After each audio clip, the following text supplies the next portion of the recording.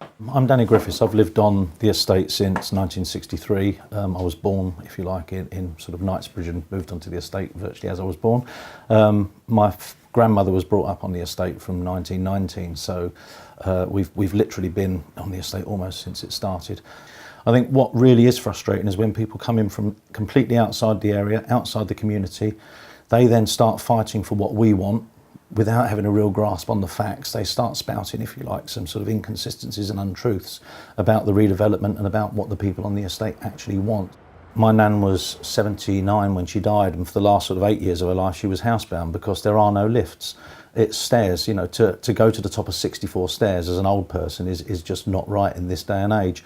The other thing is, because there's no lifts in any of the blocks that aren't developed yet at all, you're literally denying all of those flats to anyone with any kind of disability. It's basically just lots and lots of steps and a mountain to climb for anyone to get into their own home.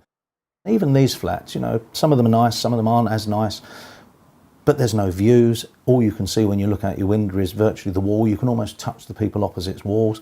There's no sort of landscaping that can be done. It was originally set up with a sort of nice idea at the turn of the century, but things have changed. I think the modern redevelopment gives everyone a fair shot, if you like. Everyone will get an equal type of flat, equal standard flat, and I don't think, from what I've seen in the other redevelopments, there's any way to do that in the current sort of infrastructure of the blocks and the way they're built. But I think if the refurbishment doesn't happen this time, these flats, no matter what people say, are sort of at the end of their natural life. The internal walls are sort of, if you like, rock solid, and the floors are rock solid, but that brings its own problems. I mean, in a modern sort of world, you wouldn't be allowed to build like this because of soundproofing.